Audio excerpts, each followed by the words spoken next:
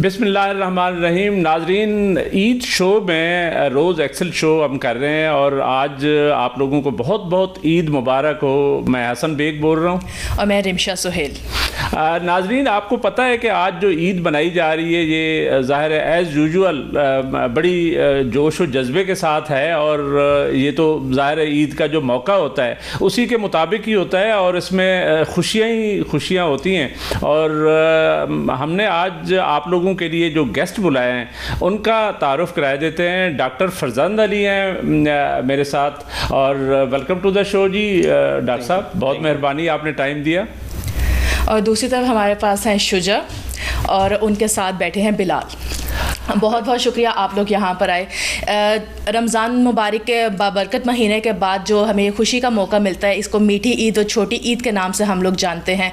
इसके साथ साथ हम ईद की खुशियाँ कैसे मनाते हैं, किस तरह घरों में इसको सेलिब्रेट करते हैं, बाहर पाकिस्तान के डिफरेंट सिटीज़ में इसको किस तरह सेलिब्रेट किया जाता है, आज हम ये जानेंगे। चलें, आपको भी ईद मुबारक भाई। खैर मुबारक सर। आप सबको ईद मुबारक। आप लोगों ने टाइम निकाला ईद के मौके पे, थैंक यू डॉक्टर साहब। और नाजरीन, आपको पता है ये मुख्तलिफ शोबों से ताल्लुक़ रखते हैं। डॉक्टर साहब जो है ना MBBS डॉक्टर हैं और इन्होंने अपना हमदर्द यूनिवर्सिटी से MBBS किया और उसके बाद यहाँ पे इस्लामाबाद में जॉब करते हैं। और ये अभी किस शोबे के साथ आप रिलेटेड है?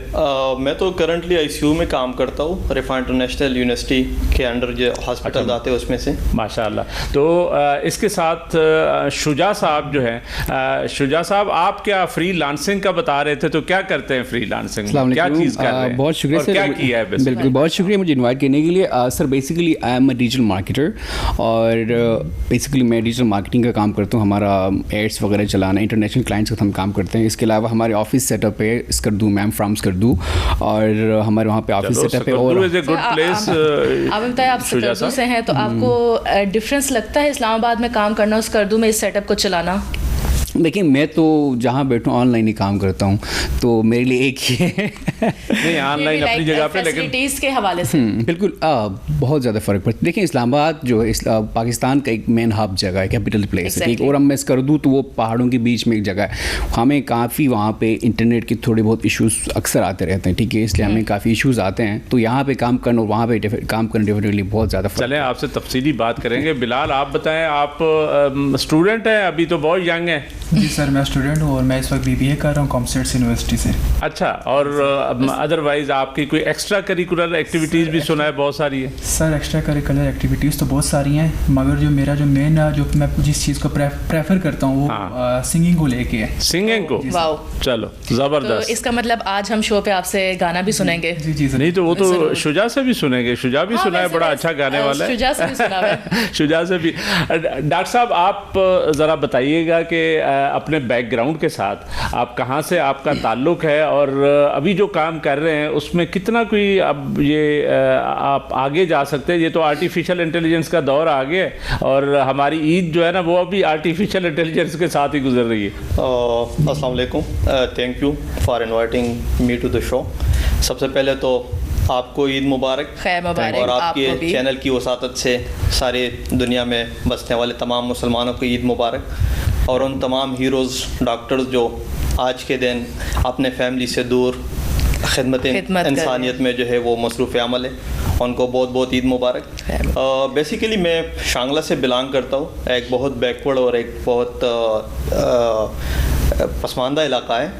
हाँ, लेकिन वहाँ के लोग बड़े कॉम्पिटेंट हैं, आप जैसे लोग जिन्होंने मतलब पसमानदा इलाकों से ही बहुत काबिल लोग निकलते हैं। यस, ऑफ कोर्स लोग बड़े कॉम्पिटेंट हैं, लेकिन अपॉर्चुनिटीज़ नहीं है और बड़ा स्ट्रगल करना पड़ता है, बड़ा जो है वो फाइट करना पड़ता है आपको आगे आने के लिए, क्योंकि वहाँ पे न कोई बेसिक हेल्थ फैसिलिटी है, न कोई बेसिक एजुकेशन फैसिलिटी है। तो डॉक्टर साहब, अब आप डॉक्टर हो गए तो इंशाल्लाह वहाँ पे हॉस्पिटल्स भी बनेंगे और वहाँ पे काम भी होगा और वहाँ पे मेडिकल कॉलेजेस बनेंगे, मेरा ख्याल है। इंशाल्लाह। अच्छा, तो अभी आपको क्या डिफरेंस नज़र आता है इस्लामाबाद में? आप जैसा वर्क कर रहे हैं, आप खिदमत कर रहे हैं, तो आप मतलब क्या सोचते हैं आपकी जगह पे क्या कुछ हो और क्या ना हो?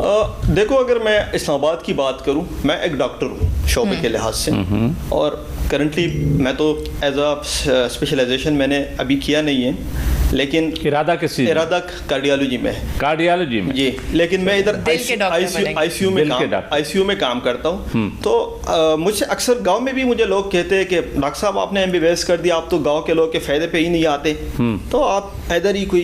तो मैं उनको एक बात कहता हूँ कि भाई अगर यहाँ पे कोई पेशेंट क्रिटिकल हो जाए, कोई पेशेंट कोलैप्स हो जाए, मेरे पास गांव में वेंटिलेटर की फैसिलिटी है, सही, मेरे पास आईसीयू की फैसिलिटी है, मैं नहीं कर सकता। नहीं, लेकिन बात तो वहीं आ जाती है ना, जाने तो दोनों तरफ इम्पोर्टेंट है। अगर वैसी फैसिलिटीज़ नहीं है तो सिटी आते आते तो फिर तो वैसे डॉक्टर साहब बहुत सारी NGOs काम कर रही हैं इस वक्त। आपको पता है कि आप अगर वहाँ पे कोई सेटअप बनाएं शांगला में तो आई एम 100% श्योर कि वहाँ पे बहुत सारी, जैसे एजुकेशन में बहुत सारी हेल्प आती है, सपोर्ट आती है इंटरनेशनल, तो उसमें आपको सपोर्ट मिल सकती है। वहाँ पे भी आप कोई सेटअप कर सकते हैं। इसके अलावा के कुछ और मसले मसाइल ज़रूर होंगे, लेकिन आई एम श्योर कि ये जो आप फैसिलिटीज़ की बात कर रहे हैं, इक्विपमेंट की बात कर रहे हैं, ये डेफिनेटली स्ट्रगल करनी पड़ेगी, डेफिनेटली स्ट्रगल करनी पड़ेगी और बहुत सारे चैलेंजेस को जो है वो फेस करना पड़ेगा, तो तब जाके मुमकिन है।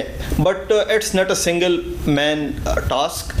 ये जो है एक वहाँ पे मल्टीपल लोग हो, वहाँ पे बेसिक हेल्थ यूनिट है ना डॉक्टर साहब? नहीं, हमारे जो अपना गांव है मारतूंग, हाँ, वहाँ पे RHC है, रूरल हेल्थ यूनिट है। अच्छा। लेकिन जस्ट बिल्डिंग है।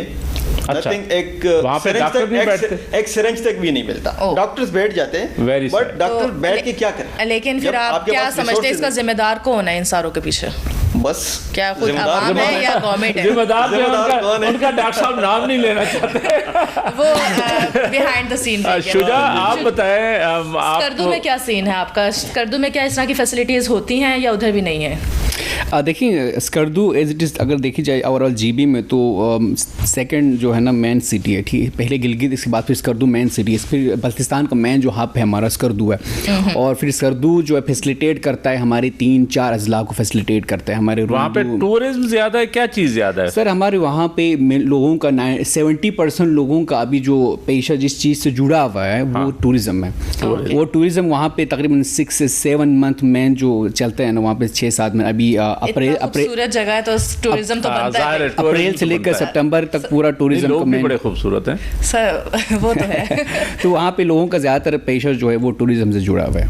अच्छा। तो बिलाल, आप इस स्कर्दू से ही बिलोंग करते हैं ना? मैं बेसिकली ज़्यादातर जो है वो मैं इस्लामाबाद में रहा हूँ। मैं स्कर्दू बहुत कम है। आप पैदा इस्लामाबाद में हुए हैं? मैं बाय बर्थ इस्लामाबाद। अच्छा, बाय बर्थ आप तो फिर इस्लामाबाद के हैं भाई। आप स्कर्दू के, ठीक है। आपके नाना, दादा, बाप, वालिदैन सारे होंगे, तो फिर क्या फ़र्क आप फील करते हैं? स्कर्दू में होना चाहिए था आपको या इस्लामाबाद में ही खुश हैं? सर, वैसे देखा जाए तो इंसान जहाँ पर पैदा होता है उसकी जो ख्वाहिशात होती हैं या फिर जो उसका जो फ्यूचर होता है वो उसको उसी जगह पे ही दिखते हैं। तो मुझे लगता है कि मेरा यहीं पे ही इंशाल्लाह यहाँ ज़्यादा बेहतर है। आप उधर इतनी खूबसूरत जगह पे जो स्कर्दू है वहाँ नहीं जाना चाहते? वो भी टूरिस्ट की तरह सारी जाएंगे दुनिया से लोग आते हैं, टूरिस्ट। बिल्कुल सर, वो तो है। बस अब इस जगह से दिल लगी सी हो। सर, आप क्या बताएं, आप गए स्कर्दू? जी, मैं स्कर्दू गया हूँ जी। स्कर्दू के साथ मेरा, आपको मैंने शायद पहले जिक्र भी किया हो, तो वो बड़ा इंटरेस्टिंग अब मेरी एक कहानी है। मैं DG सिविल एविएशन अथॉरिटी था, तो उस वक्त हुआ ये कि एक सफारी फ़्लाइट PIA ने चलाई, और being DG civil aviation I was the chief guest. तो मैं एज ए चीफ गेस्ट उस फ्लाइट पे गया। फ़्लाइट जो है एक तो मौसम की वजह से डिलेड थी, और दूसरा ये है कि वहाँ पे इन्होंने बाकायदा नोट भी वो किया हुआ था, मैसेजेस गए हुए थे लोगों को, पैसेंजर्स को, और कि 1 घंटा लेट होगी। लेकिन हुआ ये कि वो मौसम की वजह से भी कोई 40-50 मिनट्स लेट हो गई, ऑलमोस्ट 1.25 घंटे लेट हो गई, 1.5-2 घंटे। तो मैं जब स्कर्दू फ़्लाइट पहुँची, ज़ाहिर है वो सफारी फ़्लाइट थी, तो आपको पता है कि सारा नांगा पर्वत और हर जगह से ऊपर से वो जाती है और सारी सैर कराते हुए जाती है। उसका मकसद ही यही था सफारी फ़्लाइट का। तो वहाँ पे पहुँचे तो बीइंग ए चीफ गेस्ट, तो मेरी तो सिविल एविएशन की गाड़ी आई हुई थी, तो उस गाड़ी में बिठा के हमारे जो होते हैं ऑफिशियल्स, तो वो मुझे ले गए। जब वहाँ पे पैसेंजर लाउंज में पहुँचे तो वहाँ पे बड़ा इस्तकबाल हुआ जी मेरा। तो वो इस्तकबाल ये हुआ कि वहाँ पे कोई हमारे ओवरसीज़ जो लोग हैं, फैमिलीज़ थी, वो वहाँ पे खड़े हुए थे, जिसमें ख़वातीन और लड़कियाँ ज़्यादा थीं, और मेल जो थे वो थे लेकिन पीछे थे। तो वहाँ पे हुआ ये कि जब मैं पहुँचा तो उन्होंने सबसे पहले तो ताली बजाई। तो मैंने कहा कि शायद PIA PIA वालों ने ये एहतमाम किया हुआ है फर्स्ट सफारी फ़्लाइट के लिए, और वो वहाँ पे जो है ना शायद इस्तकबाल के लिए कोई शायद फंक्शन रखा हुआ है, तो उसके लिए कर रहे हैं। लेकिन थोड़ी देर में ही उन्होंने फिर वो शोर मचाना शुरू कर दिया। वो जो अल्फाज कह रहे थे वो तो शायद मैं इस तरह नहीं बता सकूँगा, लेकिन बहरहाल उन्होंने जो मतलब वो किया, शोर मचाया कि जी आप लोग इधर मर रहे हैं और आप जो है ना सैरें करते फिर रहे हैं और अपने दोस्तों के साथ, और ये वो। मैंने कहा जी हुआ क्या है? फिर मैंने जब उनसे पूछा, मैंने कहा हुआ क्या है, तो उन्होंने कहा जी हम तो इधर 2 घंटे से वो हैं और ये सफारी फ़्लाइट है, क्या चीज़ है जो आप लेके आए हैं और अपने दोस्तों को सैरें कर। मैंने कहा जी देखिए मैं DG सिविल एविएशन अथॉरिटी हूँ, मैं PIA ज़ाहिर है उनका रेगुलेटर हूँ। PIA जो है ना वो एयरलाइन है, वो अलहदा फंक्शन करती है, तो उसमें नहीं आप अच्छे रेगुलेटर हैं ये वो। मैंने कहा जी जो आपके ग्रीवेंसेस हैं वो मैं हल करने को तैयार हूँ। उन्होंने कहा नहीं जी हमें पहली बात ये है कि हमें पैसे दे दें अभी जो है ना हमारे जितने, और बाकी अभी फ़ौरन फ़्लाइट चलाएं और वापस इस्लामाबाद ले चलें और हमने उधर जाना है। तो मैंने खैर PIA वालों से बात की, being a regulator, being a civil aviation authority DG, तो उन्होंने कहा जी जो इनकी कंपनसेशन का इशू है वो हम रिज़ॉल्व कर लेते हैं इस्लामाबाद एयरपोर्ट पहुंच के। और दूसरा ये है कि ये जो बात कर रहे हैं कि जी फौरी तौर पे चलाई जाए, ज़ाहिर है आप पैसेंजर बैठेंगे तो हमने फौरी तौर पे ही जाना है, तो इसके लिए बहरहाल ये सारा चीज़ें जब हो गई तो उसके बाद मेरे साथ तो इंटरेस्टिंग किस्सा ये हुआ रिमशा के, आपको पता है आप भी चैनल्स पे बैठती हैं, मैं भी चैनल में अब आ गया हूँ मीडिया में, तो मीडिया से एक खबर आई जो मुझे नहीं पता थी, रात को चलनी शुरू हुई कि जी DG सिविल एविएशन अथॉरिटी अपने दोस्तों को लेकर सैरें करते रहे और पूरी फ्लाइट उन्होंने ऐसे शो किया जैसे मैंने कोई जहाज जो है ना वो स्पेशली अपने दोस्तों के लिए वो किया हुआ था और वो उनको अयाशियाँ करवाता फिर रहा था। उस पर उस वक्त के जो चीफ जस्टिस थे साकिब निसार साहब और फिर नैब, फिर कौमी असम्बली, सेनेट, सब ने सुओ मोटो नोटिस ले लिए जी, कि सुओ मोटो का बड़ा रिवाज था उस जमाने में, आपको याद होगा, अपने लक के साथ बाकी सबके लिए बैड लक लेकिन हुआ ये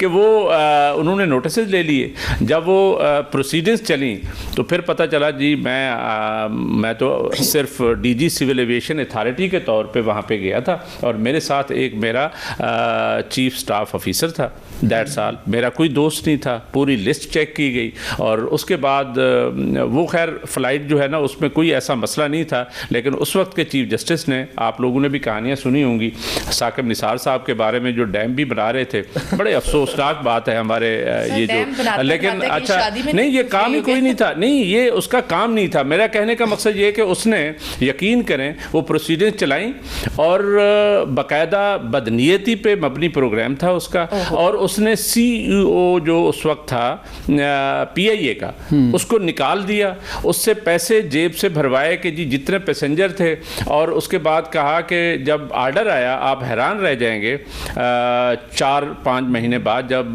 जजमेंट आई तो उसमें लिखा हुआ था कि ये जो सफारी फ़्लाइट है ये चूँकि कमर्शियल एंटरप्राइज़ है, ये PIA अपनी मर्ज़ी से फ़ैसले कर सकती है। जब PIA अपनी मर्ज़ी से ये फ़ैसले कर सकती थी तो ये बहाना बना के जिस तरीके से मुझे ख्वार किया गया, जिस तरीके से PIA के CEO को ख्वार किया गया, लेकिन मैं आपको बताऊं कि उस वक्त भी I was not the target, ये फ्रैंकली टारगेट उस वक्त भी CEO ऑफ PIA था, और उसको बेसिकली मुझे एग्जैक्टली कुछ चीज़ों का पता है, तो बग़ैर डाइवर्ज किए कि क्या कहानी थी, बहरहाल CEO को निकाल दिया उन्होंने। और उसके बाद जो है ना ये सकरदू का जो मेरे साथ एक वाक़या हुआ, क्योंकि आप दोनों सकरदू के हैं, तो वो मैंने कहा मैं लोगों को भी सुना दूँ, आपको भी सुना दूँ, रिमशा को भी सुना दूँ कि मेरे साथ सकरदू का बड़ा करीबी रिश्ता है जी। और सकरदू वैसे I love Skardu. Bad luck होगी, लेकिन मेरे ख्याल से हमारा वाक़या कुछ लंबा हो गया, हम वापस अपने गेस्ट की तरफ चलते हैं। हाँ जी, वापस आए जी। तो डॉक्टर साहब आप अब ज़ाहिर है शांगला का तो आपने बता दिया, चलें आने वाले दिनों में आप कुछ ना कुछ उसके बारे में भी सोचते होंगे, हर बंदा ही समझता है, सोचता है अपनी जहाँ से उसकी पैदाइश होती है, लेकिन ये बताएं कि अभी आपका ये जो स्पेशलाइजेशन का इरादा है, आप बाहर जाएंगे? नहीं, देखो मेरे ख्याल पे यहाँ पे भी हम बहुत अच्छा सर्व कर सकते हैं लोगों को, ये तो है। और यहाँ ज़्यादा ज़रूरत है। मेजॉरिटी ऑफ माई कोलीग्स मुझे यही कह रहा है कि आप लैब दे दे, आप USMLE दे दे, आप MRCP दे दे, आप आयरलैंड के लिए अप्लाई करें। ठीक है। लेकिन आई am the single person and my colleagues के जिन्होंने बाहर का अभी तक कोई एग्ज़ाम नहीं दिया है। अच्छा, नहीं तो आप you are the only child of your parents? आप अकेले? हम 3 बहन भाई हैं। अच्छा, और आपका कौन सा number? I am the single doctor in my family. अच्छा जी, I am the little one. अच्छा, लिटिल वन। Yes. बाकी 2 बड़े हैं? जी, बाकी 2 बड़े, सबसे बड़ी जो है वो बहनें हैं। अच्छा, भाई हैं। ओके, चले, बेस्ट ऑफ लक जी। ये खैर बाहर जाना भी कोई ऐसी बात नहीं है, जाहिर है हमारे डॉक्टर साहबान सारी दुनिया में मशहूर हैं। नहीं बिल्कुल, वो तो है, लेकिन क्योंकि मेरा ये अपना ये सोच है, बिल्कुल ठीक है ना, वो पाकिस्तान के लिए सर्व करना चाहिए। नहीं, वो अच्छी बात है वो, लेकिन स्पेशलाइजेशन की बात हो रही थी। हम चलते हैं ना ईद की तरफ, उनसे ये पूछते हैं कि वो अपने शहर को छोड़ के जब इधर ईद मनाते हैं तो कैसा लगता है और ईद इनकी कैसी जाती है यहाँ पे? हाँ, ये बताएं ईद कैसी जा रही है? ईद जो है तकरीबन 2016 ऑनवर्ड्स मैंने हार्डली 3 और 4 ईद्स घर पे गुजारे होंगे। अच्छा, यस। तो फिर तो आप जो ड्यूरिंग MBBS ईद होती थी तो ईद के बाद पेपर्स होते थे तो अगर आप मतलब डॉक्टरों को तो बहुत पढ़ना पड़ता है। हाँ, तो जो फ्रॉफ का एग्जाम होता है, अगर आप ईद पे जाते हैं फिर वो तो आपकी जो स्टडी का वो रिदम है वो टूट जाता है। तो फिर हम बस वही तो कराची में ईद मनाते थे और मनाते ही नहीं है। तो आज आपने यहाँ पे टाइम निकाला, यहाँ पे शो पर आए, तो बहुत शुक्रिया आपका। तो लेकिन अब आप ईद के फर्स्ट डे को कैसे सेलिब्रेट करेंगे? जी, ईद के फर्स्ट डे को कैसे सेलिब्रेट करेंगे? ईद के फर्स्ट डे को तो यूजुअली जब हम गांव में होते हैं तो सबसे पहले तो सुबह तैयार होके ईद की नमाज के लिए जाते हैं। बिल्कुल। वापसी पे जो है फिर पेरेंट्स और रिश्तेदारों उनसे ईद मिलते हैं। वो जो इतने सारे रोज़ों के बाद खाने पीने का शौक होता है वो भी तो हाँ, वही ना, ईद मिलते हैं, फिर सब मिलके खाना खा लेते हैं। ठीक है। उसके बाद जो है फिर रिश्तेदारों की तरफ ईद मिलने जो है निकल जाते हैं, या रिश्तेदार आपके पास आ गए, या आप मतलब यूजुअली ऐसी चीज़ होती है ना कि वो मिस हो जाता है। हम किसी रिश्तेदार के घर इनसे तो आपके फैमिली से ईद मिलने जाते हैं, वो हमारे घर आया होता है, रास्ते को पता भी नहीं होता। वो तो है। डॉक्टर साहब, आपके रिश्तेदार इधर हैं शांगला से, कैसे मतलब है, या दोस्त जा रही होते हैं जो आपसे मिलते हैं? यहाँ पे तो मेरे काफ़ी फ्रेंड्स हैं, शांगला के भी है, फैमिली मेम्बर्स भी है मेरे। एक बड़े भाई भी इधर ही होते हैं। अच्छा, तो मतलब यहाँ काफ़ी लोग हैं, लेकिन ईद पे तकरीबन मैं ही होता हूँ क्योंकि मेरी अक्सर ड्यूटी ज़्यादा एक्टिव आप है। बेसिकली वो ओनली है ना, मतलब लाइक उनके डॉक्टर फील्ड में टफ फील्ड है। बिलाल से पूछते हैं जी, बिलाल इधर का ही चैप है और इधर ही घूमता फिरता रहता है, सकरदू जाना नहीं चाहता। जो हमें सबसे ज़्यादा खूबसूरत इलाका जो है ना, जैसे आपका सारा गिलगित बल्तिस्तान ही मेरा ख्याल है वो है, बहुत खूबसूरत है। हुंजा हो, गिलगित हो, सकरदू हो, और सकरदू और हुंजा ज़्यादा मेरा ख्याल है उस मामले में है। तो आप उधर तो जाते नहीं है, तो आप इधर के ही होके रह गए, तो अपने दोस्तों के साथ फिर क्या लफंटर गिरी पे जाते हैं, निकलते हैं? सर, मैंने अपनी लाइफ में सिर्फ एक ईद मैंने गांव में गुजारी है। हाँ। वो 2013 होगा। वो कैसा लगा? वो ये था कि बस उधर चल चल के लोगों के घरों में जा के बंदा थक जाता है। तब छोटा था, तब बहुत थक गया था। अच्छा। और बड़े लोग तो ज्यादा थकते हैं। अभी भी आप छोटे हैं वैसे, इतने बड़े नहीं हुए। तो इधर तो ये होता कि एक्साइटमेंट ज्यादा होती थी जब छोटे होते थे कि ईदी मिलेगी बड़ों से, और उन जो ईदी हम जमा करेंगे उनसे क्या लेंगे, इस तरह बहुत कुछ सोचते थे। अब तो ये है कि बस बड़े हो गए, अब ईदी वाला कोई। अब इतने बड़े नहीं हुए, ईदी नहीं मिलती आपको? ईदी मिलती होगी। ईदी मिलती है, अब वो एक्साइटमेंट नहीं रही ना कि। अच्छा, एक्साइटमेंट, हाँ, ईदी का भी एक है वो। नहीं, ये रिमशा आपको तो बड़ी एक्साइटमेंट होती है ईदी लेने के लिए। सर, मुझे एक्साइटमेंट होती है, मैं अभी भी देख रहा तैयार होके बैठी हुई ईद पे। तो आपको ईदी मिलनी चाहिए। शुजा से पूछे जी, शुजा कैसे मना रहे हैं अपनी ईद? तो शुजा तो मेरे ख्याल से अब ईद देने वालों में है। Sir, it's been like sir 5 साल हो गए मुझे ईदी देना पड़ रहा है। हालांकि मैं घर पे सबसे छोटा हूँ, डॉक्टर साहब की तरह मैं भी घर पे सबसे छोटा हूँ, और सबसे बड़ी मेरी बहन है, उसके बाद भाई है, उसके बाद मेरा नंबर आता है। अच्छा। लेकिन सर 5 साल हो गए मुझे ईदी देना पड़ रहा है। बड़े छोटे से नहीं होता।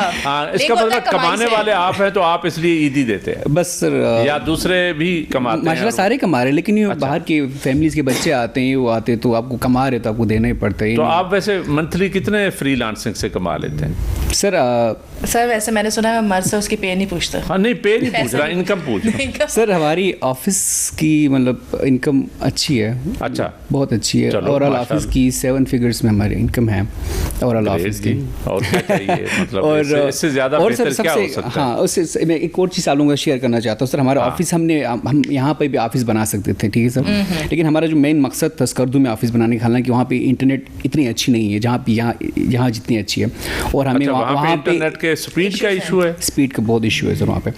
और यहाँ पे जितने अच्छे यहाँ पे डिज़ाइनर्स डेवलपर्स मिलते हैं वहाँ पे उतने नहीं मिलते। वहाँ पे हमारे 3 डेवलपर्स थे। लेकिन अब तो ऑनलाइन सिस्टम है, तो डेवलपर्स हूँ कोई हूँ तो आपको सर देखिए एक चीज़ देखिए सर, आपका एक पोर्टफोलियो ऑनलाइन पोर्टफोलियो है ना, तो आपको इसको मेंटेन रखने के लिए आपको अच्छे बंदे, ट्रस्टेड बंदों की ज़रूरत पड़ती है। तो उसके लिए हमने कहा हम किसी को रिमोटली हायर नहीं करेंगे, हम ऑन हाउस किसी को हायर करेंगे। तो अभी हमारे जो लोकल जो हमारे टैलेंट जो है ना सर, हम उसको ला रहे हैं। अभी हमारे ऑफिस में माशाल्लाह 3 लड़के हमने स्टार्ट किया था, अभी हम तकरीबन 22 लड़के हैं। अच्छा, माशाल्लाह। सारे हमारे इंटर्नीज एम्प्लॉयज़, और हम पहले वहाँ पे लोग हैं जहाँ पे हम इंटर्नीज को पेड करते हैं मंथली हम वहाँ पे। अच्छा, मैंने आपका थोड़ा सा देखा था पिक्चर्स वगैरह में आपका ऑफिस, तो माशाल्लाह वो तो मतलब लाइक लगता ही नहीं है कि वो स्कर्दू या उस तरह के इलाके में बना हुआ है। बिल्कुल इस्लामाबाद से भी बहुत अच्छा बनाया हुआ है इन्होंने।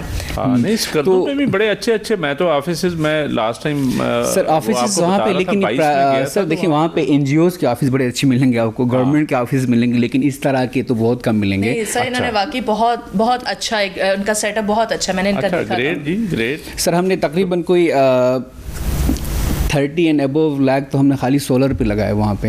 हालांकि सर उसका आप हैरान होंगे, का लगाया हुआ है सर, आप मैं एक बात बताता हूँ, आप हैरान होंगे। हालांकि स्कर्दू में जितने पानी है वहाँ पे शायद कहीं ना हो, लेकिन हमें वहाँ पे लाइट फैसिलिटीज जो है ना, दिन में सिर्फ 3 से 4 घंटे लाइट आती है।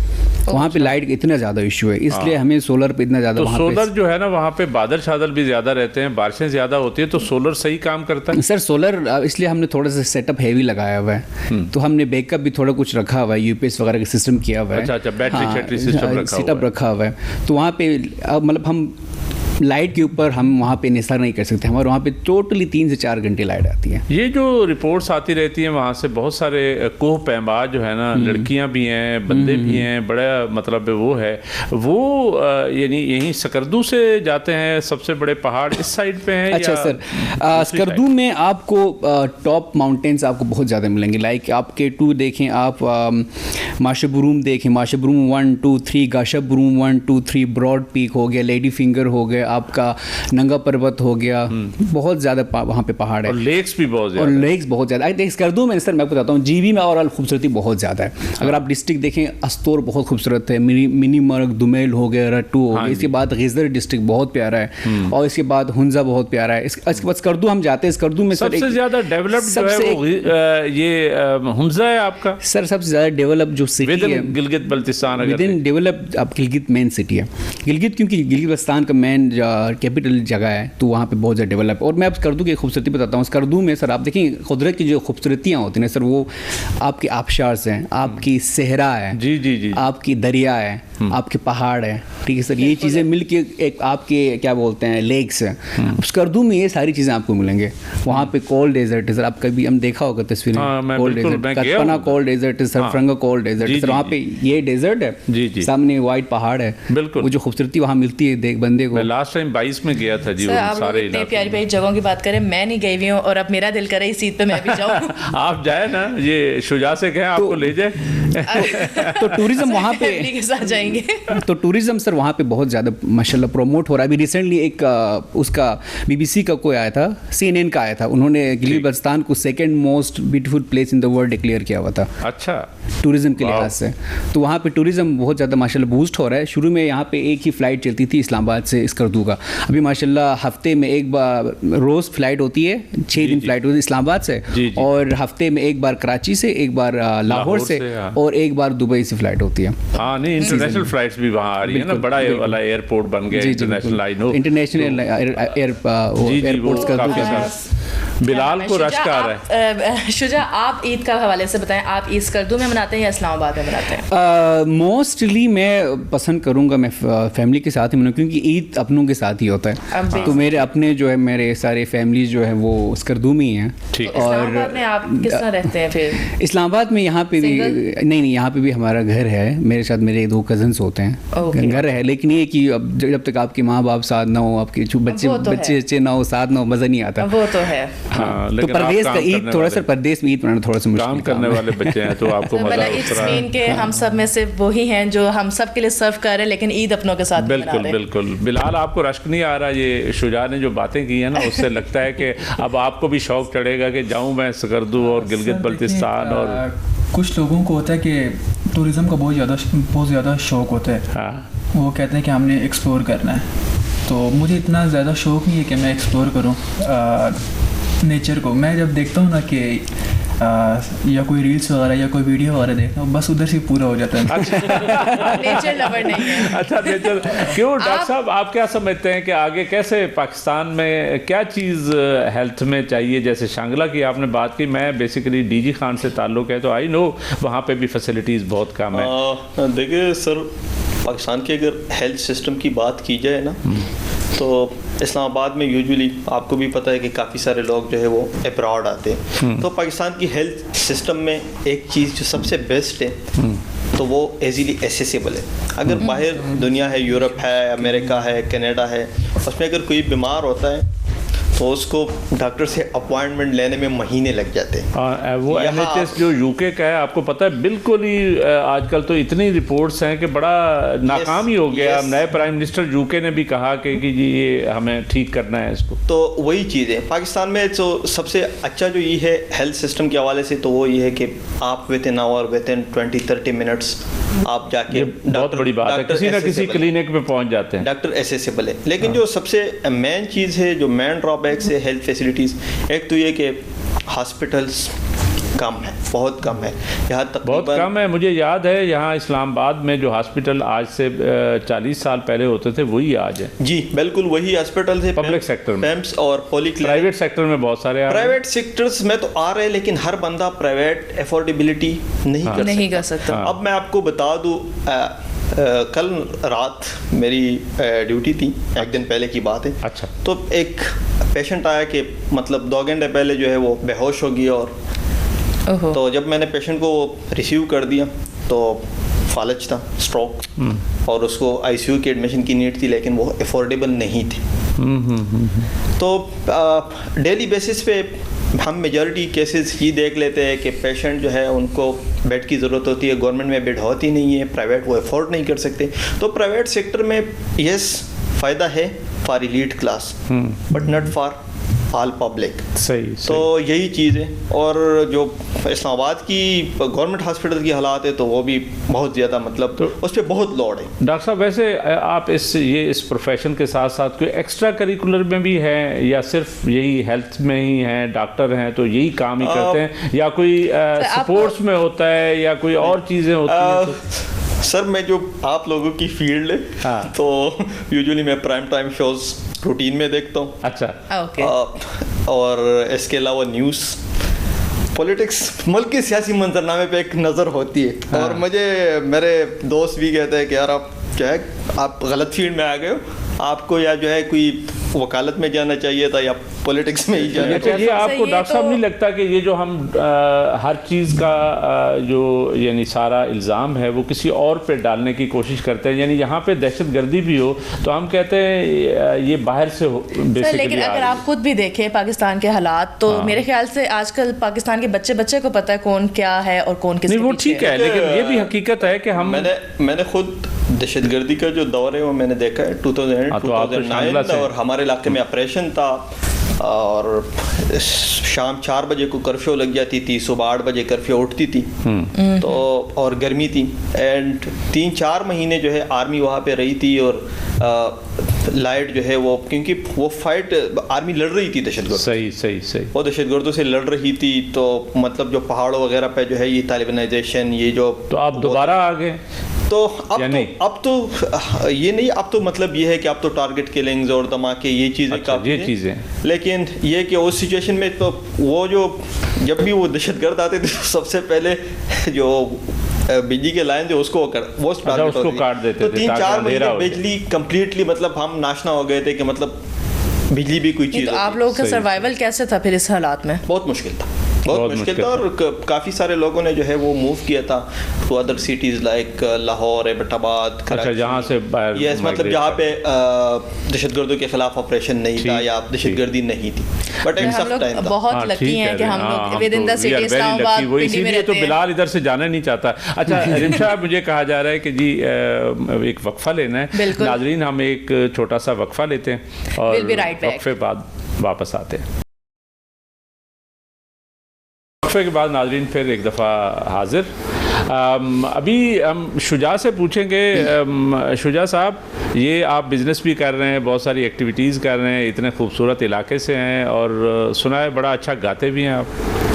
जी सर, सिंगिंग का मुझे शौक था बचपन से। अच्छा, और बचपन में एक बड़ा खूबसूरत वाक़या हुआ। हमारे ज़माने में अबरार राखो होता था, वो बड़ा सिंगर बन गया, तो आप बड़े सिंगर भी बनने वाले हैं। जैसे बिलाल कह रहे थे कि उन्होंने प्रोफेशन में जाना है इसमें, तो आप क्यों नहीं प्रोफेशन में जा रहे?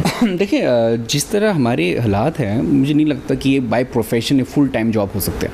फुल टाइम नहीं, पार्ट टाइम तो हो सकता है। पार्ट टाइम देखिए, अभी शुरू में मुझे बड़ा शौक था, जब मैं मैच्योर नहीं, जब मैच्योर होने के बाद बंदे को समझ आता है यार कि ये एक फुली जाने वाली कोई ऐसी प्रोफेशन नहीं है। पहले तो आप अपनी एक प्रोफेशन को चूज़ करें जहाँ से आपका वो इनकम जनरेट हो, उसके बाद फिर आप साइड इसको चला सकते हैं। अच्छा, मैं आपको बताऊं कि ये मैच्योरिटी जो है ना, जब भी आप थोड़े से आगे जाएंगे तो आपको लगेगा अभी भी मैच्योर उतने नहीं हुए। मतलब सारी ज़िंदगी बंदा सीखता रहता है, ऐसी बात नहीं है। ये सारी चीज़ें ना ज़िंदगी के साथ साथ चलती हैं। इसका मैच्योरिटी के साथ साथ एक बचपना होना चाहिए हर इंसान में। हाँ, ये जो सर बचपना मेरे में बहुत ज़्यादा है, मैं अभी भी गाता रहता हूँ, लेकिन ये कि पहले मैं शोज़ वगैरह में जाता रहता था। इधर भी मैं एक बार आया हूँ मॉर्निंग शो इधर भी आया हुआ है, और K2 में गया हूँ, एक दफ़ा मैं ARY पे गया था। हाँ, और एक दो और चैनल्स FM पे गया हूँ, FM 99 पे गया हूँ, 82 पे, FM 89 पे गया हूँ। ठीक है। और उसके बाद फिर शो ख़त्म ही हो गया, आई डोंट नो व्हाई। आप लोग दोनों के एरियाज़ में वो इंस्ट्रूमेंट भी बजाया जाता है ना, तो क्या आप लोग वो भी बजाते हैं? हमारे वहाँ पे इंस्ट्रूमेंट्स बजते हैं, हम बिल्कुल बजाता हूँ, लेकिन ये कि इंस्ट्रूमेंट्स मेरे सारे सर्दू में पड़े में लेके नहीं आए। ये तो शौकिया गाते हैं, उन्होंने तो प्रोफेशनल जाना ना उनसे। आप मतलब प्रोफेशनल लाइंस पे वो करते हैं, गाते हैं? बिल्कुल, मैं इसलिए प्रोफेशन पे कि इसको मैं प्रोफेशनली इसलिए लेकर जाना चाहता हूँ कि मैंने इसमें देखा है कि इसमें आगे है कि फ्यूचर दिखता है। फ्यूचर है आपका? मुझे उम्मीद है, मुझे 100% श्योर है कि इसमें मेरा फ्यूचर है। तो आपने कोई यूट्यूब चैनल बना लिया है, क्या किया है, कैसे आगे जा रहे हैं अपने प्रोफेशन को? जाहिर है आपका तो खैर डिफरेंट है ना। इसको अभी इसलिए मैं इतना वो हाईलाइट नहीं कर रहा कि ये प्रोफेशन है, क्योंकि मैंने अभी इंस्ट्रूमेंट्स सीखने हैं। अच्छा, सीखने इंस्ट्रूमेंट्स में प्रॉपर जब सीख जाऊंगा, ओके, फिर मैंने कहा कि इसको। बिलाल, आप सिंगिंग भी प्रॉपर्ली सीखते हैं या जस्ट ये भी शौक है आपके? नहीं, मैंने सीखी नहीं है सिंगिंग। आज सीखी नहीं है, सीखी नहीं है, शौकी है। मैंने इनको काफ़ी सुना है, शुजा। अच्छा, फिर आपके उस्ताद तो शुजा हो गया ना। तो क्यों भाई, पहले शागिर्द को सुनना है या उस्ताद को सुनना है? शिरिमशाह, आप बताएं। सर देख ले, ये डॉक्टर साहब से पूछते हैं वो किसको सुनना पसंद करेंगे। डॉक्टर साहब, मेरे ख्याल पे उस्ताद को ही सुन लेते हैं पहले। उस्ताद से स्टार्ट करते हैं। जी, ठीक है तो ना। फिर शागिर्द को थोड़ा और भी सीखने का मौका मिलेगा। क्यों शुजा, क्या सुनाएंगे यार ईद के मौके पे? मैं कोशिश करता हूँ थोड़ा सा।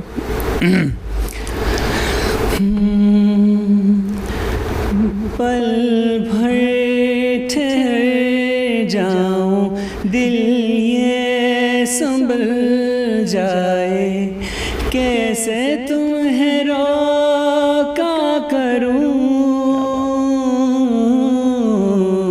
मेरी तरफ आता हर गम फिसल जाए, आँखों में तुमको भरूं,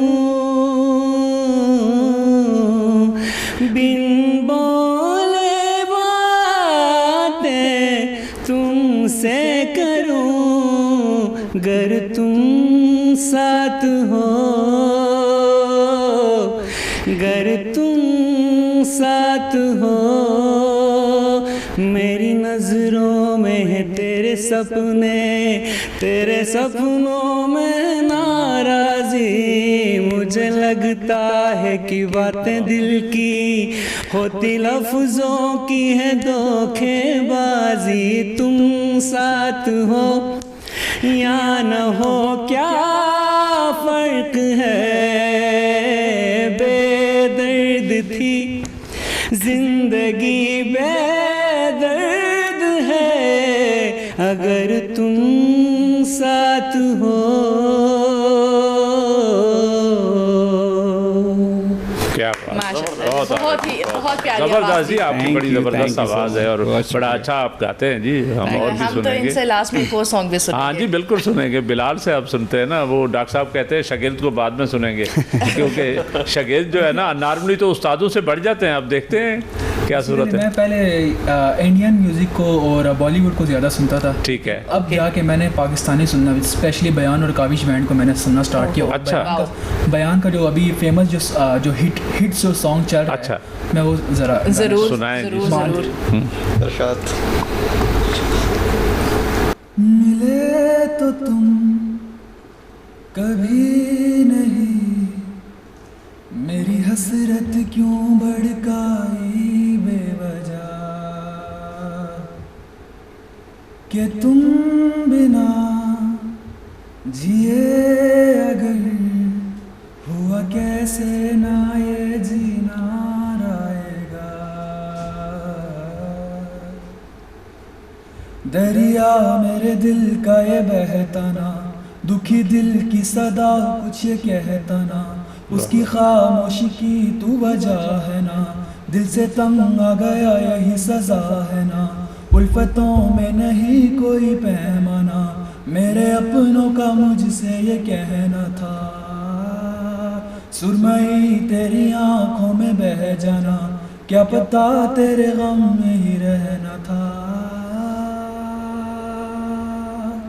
क्यों यूं सहते सहते दिल को गम खा चुका मेरी जान, क्यों यूं रहते रहते दिखे ना कोई दिशा, जो तू नहीं तो ऐसा मैं चेहरा के जिसकी खूबसूरती मांद पड़ी हो, ऐसा मैं दरिया जो बहना ना चाहे, जो तू नहीं तो ऐसा मैं चेहरा के जिसकी खूबसूरती मांद पड़ी हो, ऐसा मैं दरिया जो बहना ना चाहे।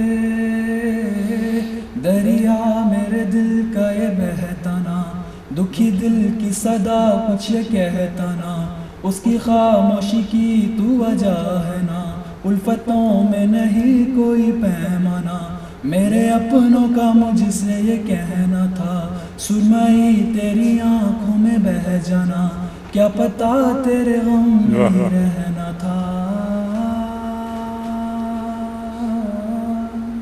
जबरदस्त, बहुत वाह भाई। ठीक है भाई, तो शागिर्द आपका शुजा भी बड़ा अच्छा है, माशाल्लाह माशाल्लाह, वेरी गुड। क्यों डॉक्टर साहब आपको अदब से शौक है?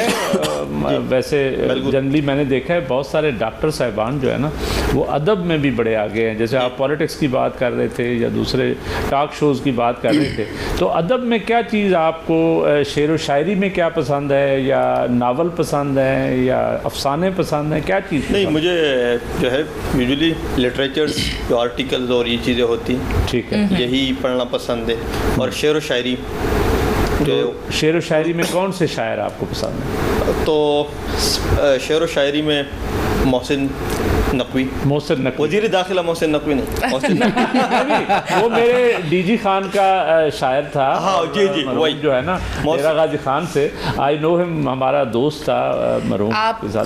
जिन्होंने ये क्वेश्चन किया ना, इनको खुद शेर व शायरी का बड़ा शौक है। जी मुझे भी है, बिल्कुल है। तो मोहसिन नकवी आपको वो जो है बहुत अच्छा लगता है, और उसकी जो शायरी है तो अगर आप बुरा ना माने तो हम एक शेर सुने आपसे।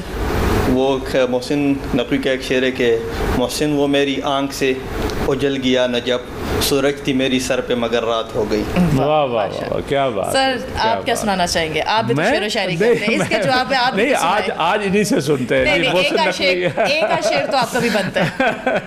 वो मोहसिन नकवी तो खैर बड़ा शायर है, इसमें कोई शक नहीं है, लेकिन फैज़ और फराज साहब और आपको पता है इफ्तिखार आरिफ साहब, ये बड़े बहुत वो है पाकिस्तान में कुछ लिटरेचर की, उसमें बहुत बेहतरीन जो है वो पाकिस्तान ने पैदा किया। अहमद फराज को देखो, फैज़ अहमद फैज़ को देखो, हबीब जालिब को देखो, तो बड़े बड़े शोरा, बहुत अच्छे शोरा, बहुत अच्छे अदीब पैदा किए। वो मोहसिन नकवी का वो रिमशा ने कहा है कि कोई शेर सुनाया तो मुझे याद आ रहा था कि दिल ये पागल दिल मेरा क्यों बुझ गया आवारगी, इस शहर में, इस दश्त में एक शहर था, वो क्या हुआ आवारगी। तो वो जो है ना, तो अब आपको क्या, आप तो खुद चूँकि गाने वाले हैं, आपका तो अदब से मेरा ख्याल है बहुत ताल्लुक़ है, तो आप कोई शेर सुनाएं जी, कोई हमें अच्छा जो आपको पसंद हो। सर वैसे ही देखा जाए तो हमारी उर्दू बड़ी वीक है।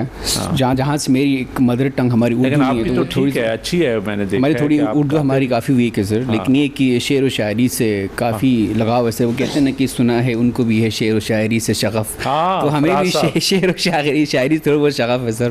बिल्कुल। अहमद फराज साहब के साथ मेरी पर्सनल 8-10 साल जो है ना कंपनी रही, और उसके साथ दोस्ती थी, और he was such a great poet और as well as a great man, और as a human being he was very nice. और उनके साथ जितनी भी हमने टाइम गुजारा, वो बड़ा, यानी क्या कहते हैं उसको, क्या नाम दें कि उसका कोई मूल नहीं है, और बड़ा शायर है, इसमें कोई शक नहीं है। आपने ये वाली गज़ल जो है ना, ये वो उस ज़माने में नई आई थी, तो उसने हमें पूरी सुनाया करते थे। तो वो जो है ना, इस सोसाइटी में जस्ट मैं ही हूँ जिसने शेर शायरी का इतना शौक नहीं रखती। नहीं, आपको अल्लामा इकबाल के शेर तो आते होंगे। एक्चुअली मेरी ये एक्स्ट्रा को करिकुलर एक्टिविटीज़ में जैसा इनकी सिंगिंग है, उनकी पॉलिटिक्स है, आपकी नहीं, आप कुछ सुनाए अदब से, आपको शगफ तो है। नहीं आता मुझे सबसे बात है, मुझे ये शेर व शायरी नहीं आती। तो आप सिर्फ ड्रामे देखती? नहीं सर, मुझे जो इंटरेस्ट है, मुझे पेंटिंग्स वगैरह में इंटरेस्ट है। पेंटिंग्स में तो आप तो बड़ा मतलब है, पेंटिंग में कौन पसंद है वैसे? लाइक स्पेसिफिकली नहीं, मैंने एक सर रूमी है, वो उनको मैं प्रेफर करती हूँ, वो उनसे मैंने सीखा भी है, और मतलब लाइक उनकी मुझे पसंद भी काफ़ी अच्छा, गुड। बाकी इसके अलावा कैलीग्राफी, वो मुझे इंटरेस्ट तो आप बाकायदा आप खुद करती हैं? हाँ बिल्कुल। अच्छा, ग्रेट। क्यों जी बिलाल, आप भी कोई ये शेर व शायरी का दौरा चल रहा है, आपसे सुनेंगे, दोबारा सुनेंगे हम गाना। ये बताएं कि कोई शेर कोई सुनाए। सर मैं देखें बाकी लोगों को मैं इतना नहीं सुनता, उनकी पोइट्री वगैरह में इतनी, मैं अपनी थोड़ी बहुत कर लेता हूँ। आप खुद करते हैं, आप खुद शायर हैं?